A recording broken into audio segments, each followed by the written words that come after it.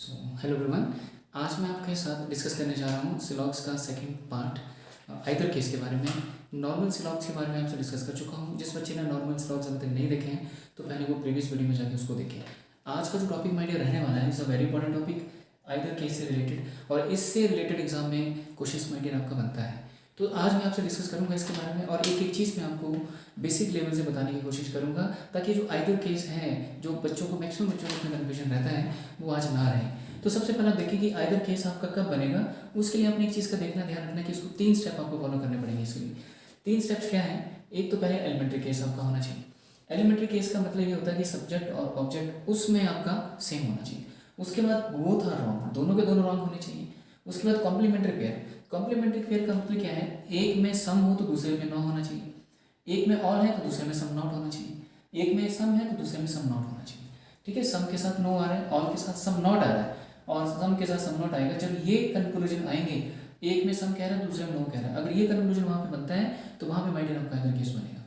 तो सबसे पहले आप देखें कि नॉर्मल एग्जांपल के साथ मैं आपके साथ शेयर करूंगा कि आपके पास है कि स्टेटमेंट में ये कह रहा है कि स्टेटमेंट में ए मतलब A and B are brother. A और बी आपस में क्या है, दोनों आपस में भाई भाई हैं। और स्टेटमेंट में कहा कि ए और बी भाई हैं। कंक्लूजन में कह रहा है कि A is a doctor and A is not a doctor. A के प्रोफेशन के बारे में कह रहा है और ए के प्रोफेशन के बारे में स्टेटमेंट में कोई बात नहीं की गई है। तो जब ए के प्रोफेशन में बात नहीं की तो हम बोल सकते हैं कि A is not a doctor, इसके बारे में हम जानते नहीं। ए इज ए डॉक्टर, इसके बारे में जानते नहीं। ए इज नॉट ए डॉक्टर, इसके बारे में भी नहीं जानते हम लोग। इट मीन्स कि दोनों आपके क्या हो गए, रॉन्ग हो गए, क्योंकि ये दोनों के दोनों स्टेटमेंट के साथ क्या कर रहे हैं, मैच नहीं कर रहे, दोनों रॉन्ग हो गए एक कंडीशन को फॉलो करके। अब आपने देखना है कि एलिमेंट सेम होने चाहिए। तो सब्जेक्ट और ऑब्जेक्ट दोनों का सेम है, तो एलिमेंट आपके दोनों के सेम होंगे। यहाँ से एक चीज़ तो ये होगी, इस चीज़ को फॉलो करके। कॉम्प्लीमेंट्री पेयर का मतलब मैंने कहा था कि देखो सर, एक में आपके पास पॉजिटिव हो, मतलब एक आपके पास पॉजिटिव सेंस दे रहा हो, एक आपको नेगेटिव सेंस दे रहा हो। कहने का मतलब ये है कि एक आपको पॉजिटिव सेंस देगा, एक आपको नेगेटिव सेंस देगा। तो अब आपका माइंड यहाँ पे क्या केस बनेगा, आइदर। यहाँ पे आपका केस क्या बन जाएगा, आइदर केस बन जाएगा। आई होप आपको ये चीज़ क्लियर हुई है। आप इस बेसिक स्टेटमेंट के साथ, अब मैं आपको इसके साथ मैं आपको क्वेश्चन को रिलेट करके बताता हूँ कि आपने इसके साथ क्वेश्चन को कैसे रिलेट करना है और इन कंडीशन को कैसे आपने फॉलो करना है। और एक चीज़ मैं यहाँ पे बता देता हूँ मैंने, क्योंकि बहुत बार ये क्वेश्चन पूछा जाता है।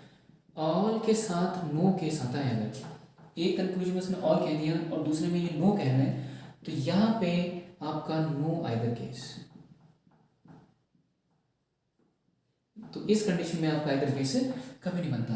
यहाँ पे ऑल के साथ सम नॉट है, ऑल के साथ सम नॉट होगा तो बनेगा, बट ऑल के साथ जो सीधे डायरेक्टली नो कह देगा तो यहाँ पे आपका आइदर केस कभी नहीं बनेगा। इस चीज़ को आप ध्यान रखना कि कंक्लूजन में अगर ऑल के साथ नो केस अगर आ रहा है, बेशक वो तीनों कंडीशन को फॉलो भी कर रहा होगा, लेकिन यहाँ पे आपका आइदर केस कभी नहीं बनेगा। तो इस चीज़ का आप ध्यान रखें। जैसे क्वेश्चन आपके पास है कि सम ए आर बी। अगर मैं नॉर्मल अगर मैं आपसे बात करूँ कि सम ए आर बी, तो आप देखें स्टेटमेंट में आपसे कह रहा है सम ए आर बी और दूसरे में कह रहा है आपसे no B are C. Statement में आपके पास है कि सम ए आर बी और दूसरे में कह रहा है कि नो बी आर सी। अब कंक्लूजन आपके पास आ रहा है। कंक्लूजन में ये कह रहा है सम ए आर सी, ये पहला है, और दूसरे में कह रहा है नो ए आर सी। अब सबसे पहले तो वेन डायग्राम के थ्रू पहले स्टेटमेंट को रिप्रेजेंट करते हैं। तो सम ए आर बी का मतलब क्या हुआ, ये ए है, ए का कुछ कॉमन हिस्सा किसके अंदर, बी के अंदर, तो ये वाला मान के जाता है दिसमें कि स्टेटमेंट में सम ए आर बी बोला, ए और बी में कुछ कॉमन है तो मान लीजिए ये वाला कॉमन है। अब कहता है नो बी आर सी, तो कहता है कि बी का सी के साथ कोई भी रिलेशन नहीं है। तो ये क्रॉस का मतलब क्या है कि बी का सी के साथ कोई रिलेशन नहीं है। अब आप ध्यान दें, अब कह रहा है कि सम ए आर सी। अब मुझे बताओ अकॉर्डिंग टू आपका स्टेटमेंट कहता है कि ए का क्या कुछ हिस्सा सी में कॉमन है, तो आप बोलेंगे सर ए और सी में तो कुछ भी कॉमन हमें नजर नहीं आ रहा, कुछ भी कॉमन नजर नहीं आ रहा है। इट मीन्स कि हम इसके बारे में बात नहीं कर सकते। जब हम बात नहीं कर सकते इसको एक तरह से डाउटेबल केस कहते हैं कि इस केस में डाउट है। डाउट का मतलब क्या है कि ए और सी के बारे में कोई हमारे पास इंफॉर्मेशन दी नहीं है तो हम इसके बारे में कुछ नहीं बता सकते। और डाउटेबल का मतलब एक तरह से नन फॉलो होता है। दूसरा नो ए आर सी। अब कह रहे हैं कि ए और सी के बीच में कोई रिलेशन नहीं है, जबकि यहाँ पे स्टेटमेंट में ऐसी कोई इन्फॉर्मेशन मेरे पास थी नहीं कि ए और सी के रिगार्डिंग इसने स्टेटमेंट में कोई बात की नहीं है। तो ये भी केस एक तरह से डाउटेबल है, और डाउटेबल केस का मतलब क्या होता है, नन फॉलो। अब आप देखें दोनों के दोनों आपके रॉन्ग हो गए। एक आपको पॉजिटिव सेंस दे रहा है, एक आपको नेगेटिव सेंस दे रहा है। देखो ये वाली आपकी पॉजिटिव सेंस दे रहा है, ये आपको नेगेटिव सेंस दे रहा है। उसके बाद देखिए सब्जेक्ट और ऑब्जेक्ट दोनों का क्या सेम है। तो जब ये तीनों कंडीशन को फॉलो करेगा तो यहाँ पे आपका केस बनेगा आइदर 1 और 2 फॉलो। या तो पहली वाली कंडीशन ठीक हो सकती है या फिर दूसरे वाला कंडीशन ठीक हो सकता है। तो इस तरह से मेरे आपके पास आइदर केस बनेगा। सम टाइम मैं अगर आपसे कहूँ कि कई बार बच्चे को कन्फ्यूजन होता है, वो कहते हैं जैसे मान लीजिए देखो आपका ये सब्जेक्ट है, ये ऑब्जेक्ट है, ये सब्जेक्ट है, ये ऑब्जेक्ट है। इसको आप सब्जेक्ट कहते हैं, इसको आप ऑब्जेक्ट भी कह सकते हैं। कि आपका सब्जेक्ट और ऑब्जेक्ट दोनों सेम जगह पे पैरेलली आ रहे हैं। यहाँ पे भी ऐसी कंडीशन होगी तभी आइदर केस बनता है। अगर सब्जेक्ट यहाँ है, ऑब्जेक्ट आपका यहाँ है, और जो ऑब्जेक्ट था वो सब्जेक्ट बन जाए और जो सब्जेक्ट था वो ऑब्जेक्ट बन जाए, मतलब ये वाली चीज़ यहाँ आ रही है और ये वाली चीज़ यहाँ चली जा रही है, इस केस में भी आपका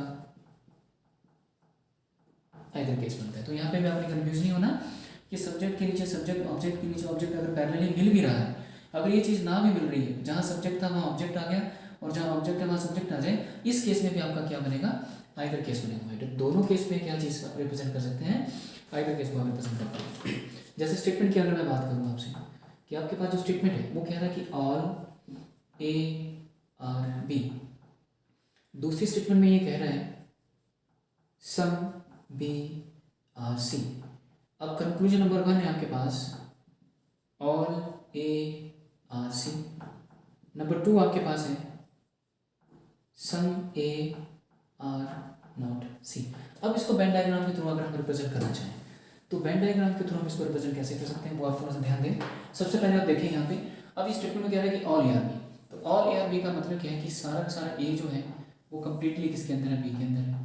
अब कह रहा है ये सम बी आर सी, और बी और सी में कुछ कॉमन है। तो अकॉर्डिंग टू डायग्राम अगर मैं बात करूँ तो ए और बी में हमें रिलेशन नजर आ रहा है, बी और सी में हमें रिलेशन नजर आ रहा है, ए और सी में हमें कोई रिलेशन नजर नहीं आ रहा।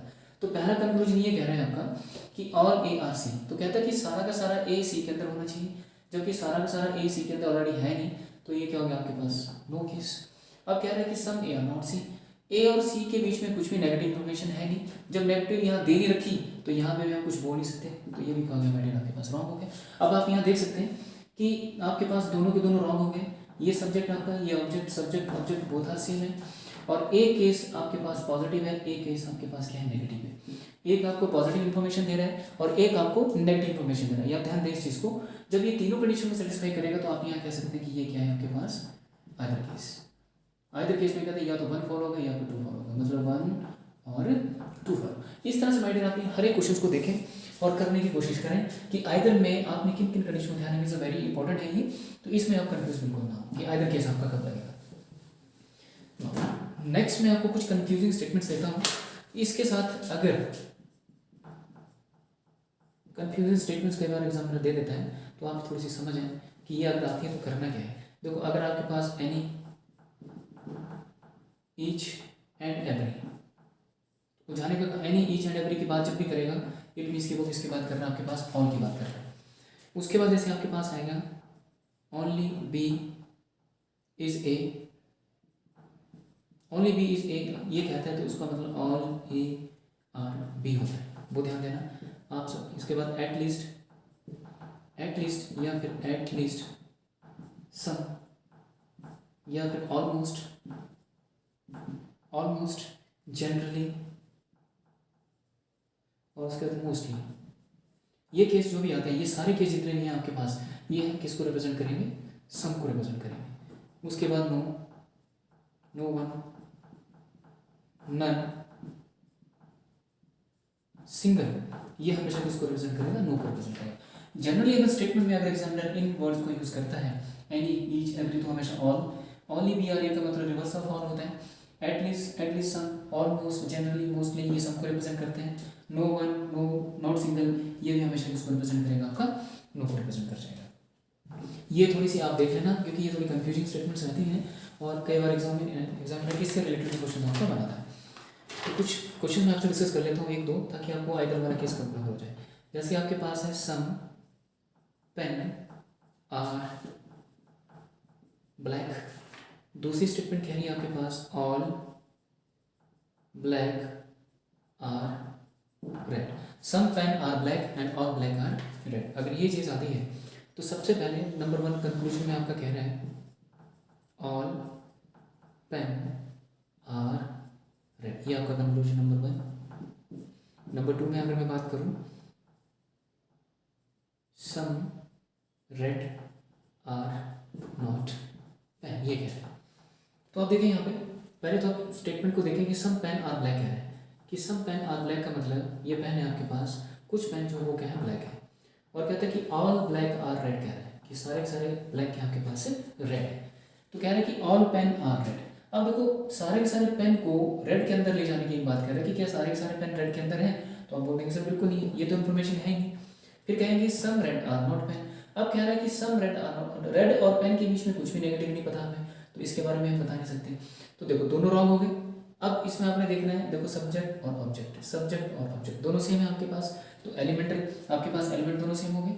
उसके बाद आपने देखना है कि एक आपको पॉजिटिव सेंस दे रहा है, एक आपको नेगेटिव सेंस दे रहा है। कि देखो आप सब देखते हैं कि ऑल के साथ सम नॉट आ रहा है, देखो ऑल के साथ सम नॉट आ रहा है, इट मीन्स कि इस केस में अब आपका क्या बन जाएगा, आइदर केस बनेगा, आइदर केस बनेगा 1 और 2 फॉलो आप बोल सकते हैं इसमें। तो आइदर केस में जब भी आप लोग इन क्वेश्चन को करें तो स्टेटमेंट के साथ जब आप कंक्लूजन करते हैं, तो जब आपको लग रहा है कि वहाँ पे सारे के सारे फॉलो नहीं कर रहे, तो एक नज़र आपने ज़रूर दोबारा से फिर देखनी है कि ताकि वहाँ पे कहीं एलिमेंट्री दोनों, अगर एलिमेंट जहाँ पे आपको सेम नजर आए, जैसे पेन के साथ रेड कह दिया, जैसे रेड के साथ येलो कह रहा है, नीचे भी रेड के साथ येलो कह रहे हैं, तो आपको दिख रहा है कि वहाँ पे वो एलिमेंट सेम की बात कर रहे हैं, तो आपने एक बार नज़र घुमा के देख लेना कि कहीं यहाँ पे आपका आइदर केस। तो फाइनली आंसर टिक करने से पहले एक बार आपने जरूर देखना है कि वहाँ पे आपका अपना आइदर केस को नहीं बन पा रहा बेटे, ये चीज़ का आप जरूर ध्यान रखें। एक फाइनल क्वेश्चन मैं आपसे डिस्कस करूँगा, वो क्वेश्चन देखें आप कि जो क्वेश्चन अभी पेपर में आया हुआ था IBPS के, जिसमें लिखा ही सम pearls are gems, all gems are diamonds, no diamond is stone, some stones are coral, CORALS, corals। ये आपके पास सारी सारी क्या है, इनको हम कह सकते हैं स्टेटमेंट्स, ये स्टेटमेंट्स हैं। तो इसके साथ जो कंक्लूजन नंबर 1 है वो देखें आप, इसमें लिखा है इसने कंक्लूजन नंबर 1 में ये कह रहा है some stones are pearls. Number 2 में कह रहा है no stones is pearls, no stone is Perl.